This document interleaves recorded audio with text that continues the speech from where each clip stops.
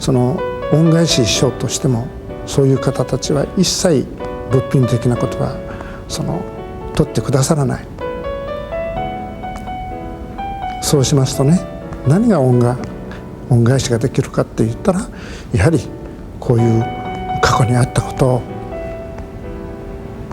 黙っとくんじゃなくてね、実際にこういうことがあった、ああいうことがあったっていうことを言うことによって、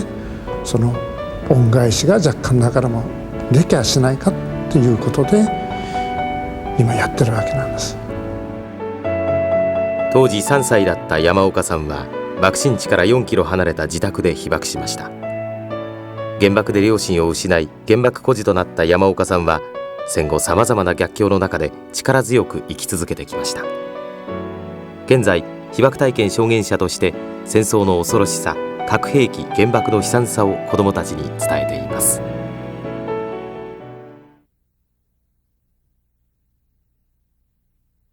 原爆当時8月6日は広島市青崎っていうところに住んでて、そこでちょうどおじの家におったもんですから、じいさまの家におったもんですから、そこで食事してる時に私だけが窓のガラスの方に背中向けとって、8時15分の時にはガラスが私に無数刺さったっていうのが現状なんですね。そのガラス刺さったのも後分かったことで、その恐ろしさのためにそれは逃げろっていうもんですからね。逃げたのはどっかといったら家の押し入れの中ですね。押し入れの中でその家族の人、いとことかおばあ様たちと一緒に震えとったのが現状なんですけども、その押し入れっていうのは真っ暗じゃないですか。真っ暗だから血の出てるの全く分からなくって、外にじいさまが出てもいいぞって言うから出た。初めて私の背中にガラスがたくさん刺さってて、血がすごく出てとったっていうことなんですね。そのガラスを取るのも昔は今みたいにその医療がいろんなものがあるわけじゃないですからね。ピンセットで抜くだけ、あとは消毒用の赤チンキを塗るだけ、これでもう済ませるわけなんですね。済ましたらまた今度は空襲が鳴ってて、それはじいさまが逃げろって言うから今度はどこに逃げるんだろうと思ったら1キロ先ぐらいの山の防空壕にね逃げるわけなんですね。で3歳の子供がね軒下走れって言ってもね、軒下がどこか分かるわけなくって、道の真ん中走ってたら随分怒られて、ようやく防空壕にたどり着いたら先に生えてたね子供と女性ばっかりがみんな泣いてるわけね、恐怖感のために。それがいまだかって忘れられない現状ですね。夕方ようやく私の親父が帰ってくるんですけども、帰ってくる時も親父の友達のリヤカーに乗っかってもらって帰るんですけども、その家に入った姿見るといまだかって忘れられないのが、着てるものがパンツ1枚で頭の毛はもう全くない、皮膚も顔の方がこうめくり上がってるんよね。手も真っ赤になってるんですよ。その恐ろしい姿は子供から見るととても見れない、恐怖感のあまり。親父はその関西方面から来た中学生を約30数名連れて、広島市内の中心部で家を壊してた。その壊すっていうのは、一軒が家が燃えると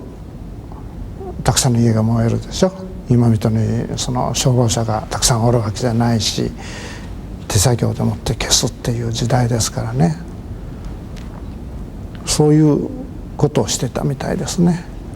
それで子どもたちと一緒に被爆をしたい。30数名は即死だったっていうように聞いておりますけども、皮膚が焼きてるですからね、やおやおなんですね。それにやっぱり肺がたかってて、痔がボンボン湧いてくるらしいんですよね。それを取ってもやはり痔が湧いてくるんで、例えばタオル未踏なんでね、背中中常に冷やしてたっていうことは聞いておりますよね。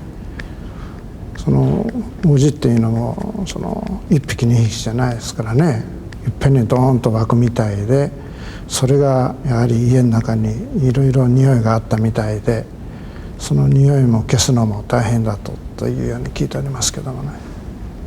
全く治療って今のはないわけね。水で冷やすだけっていうことを聞いてたんですけども、やはり医薬が当時はないですね。私の背中に、赤チンが乗ったぐらいの医薬しかないもんですからね。その医薬もすぐなくなって、水しか治療がないって、水で冷やすだけっていうことですけどもね。まあ1週間後に、ちょうど1週間後に亡くなったって聞いてありますね。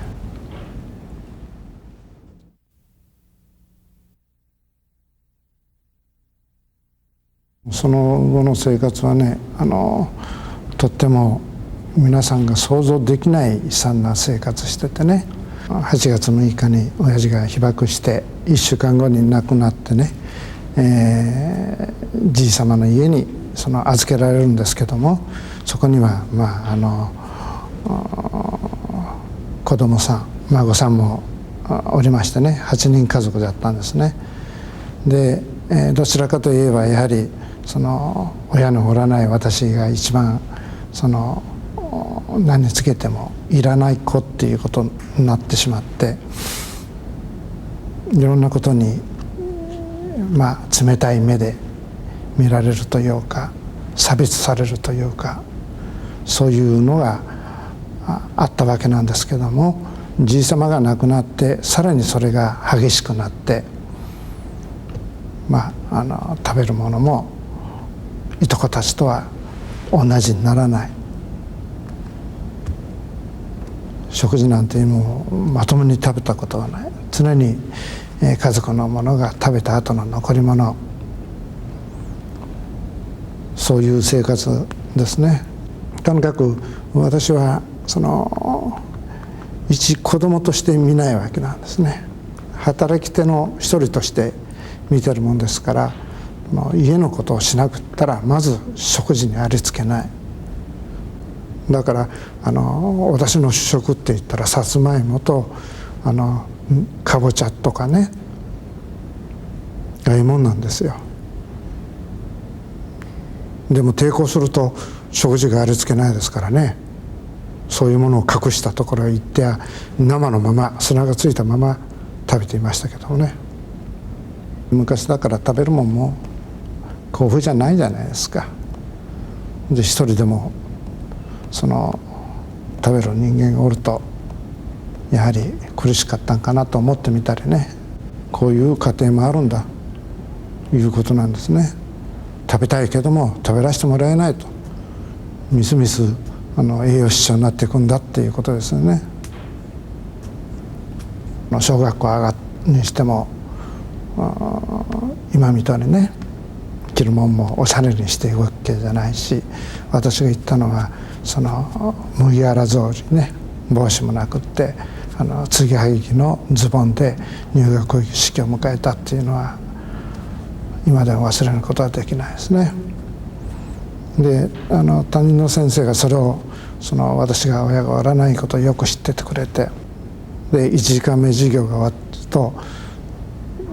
クラスは全部外運動場へ出させて、私だけ教室に残させて、先生が作ってくれた弁当ですね、その時に初めて白いおご飯なんていうのは食べるんですけども、そういう生活を長くしていたんですね。で1年2年3年4年の川田先生方も非常に私のことを思ってくださいましてね、とにかく栄養失調をならしちゃいけないということで、食べるものは頻繁に与えてくれましたね。担任の先生は例えば二之島学園入った方がいいとかね、広島駅の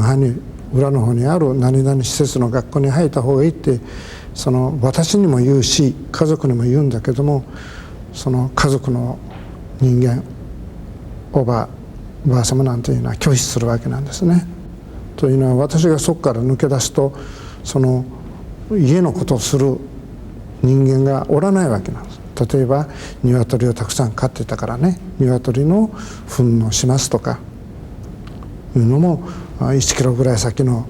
段々畑にその糞を持ってって肥料としてばらまかなくちゃいけない。家の人はしないはず。全部私にそういうことさすわけね。ですから私が抜けたら自分たちがしなくちゃいけないからね、出さないわけです。当時はやはり私みたいにその原爆で親兄弟亡くして一人ぼっちになって引き取り手のおらない子どもたちがたくさん行ってたんですね、似島学園っていうのは。でやはり小学校中学校あったんですけども、団体の生活ができるわけなんですね。先生はそういう方を選んでくれたわけなんですね。これ以上家をおるとどういうことが待ち受け取るかわからないっていうことで、家帰っても働け働け、働かなかったらね、やっぱり子供だから抵抗もした時もあるわけなんです。抵抗しちゃうとね、それ出てけ、死んじまえっていうわけなんです。それがやはり何度も何度も繰り返されるとね、嫌になっちゃうんですね、子供ながらも。それである日もう死んじゃえと、自分も死んじゃえということで、私も海に入って自殺未遂しちゃうんですね。もう死ぬつもりですからね。で首ぐらい使った時にその釣りをしてたおじさんがね「坊主何やってんだ」って言ってね、このガン首を捕まえて引き上げるわけなんです。彼が私に教えてくれたことは、死ぬのは見やすいんだと。でも君のお父さんお母さんの墓は誰が守るんだっていうわけなんです。子供ながらねハッとするんですね。そこで私はあ、そうなんだと。でその人がね強く生きっていうことを言うんです。それに私もハッとしたのと同時にね、やはり先生も励ましてくれた以上はね、力強く生きなくちゃいけないと。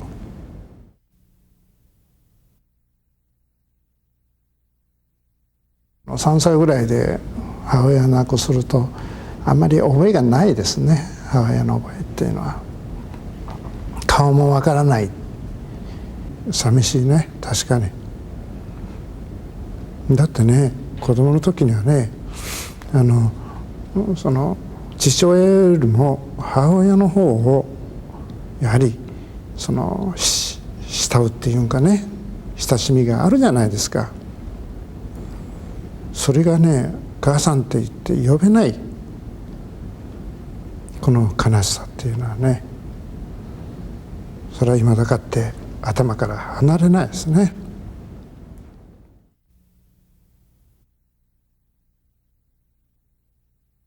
その当時原爆孤児87名おったんですけどもね、とっても生活状態が悪いよ。その中でも私がなんだか一番悪かったみたいで、その原爆孤児を救おうっていうことで精神親を募集したっていうかね、こういう子供がおるから手助けやってくださいっていうことで募集したら、私にもその小学校5年生の時に「今日からお母さんと呼んでください」という手紙が来るわけなんですね。それと同時に食べるもの、着るものをたくさん送ってきてくれるわけなんです。でも食べるものなんていうのはね、先にばあ様とかいとこが取ってしまうんですね。私宛てに来るんだけども先に取ってしまう。私にはちょこっとなんですね。着るもんもそうなんですね。先男のいとこがおってそれを取っちゃうんですね。で自分の着てるお風呂を私の方に回しちゃう。でも精神親っていうのはそれを全部見抜いておりましてね、励ましてくれて強く生きるんだっていうことをね教えてくれるわけなんです。苦しむのは一人だけじゃないんだぞっていうことです。それと同時にその心の温かさっていうのも、それからいう私は非常にその雑草のごとき強くなりましてね、何があってもそのくじけないっていうかね。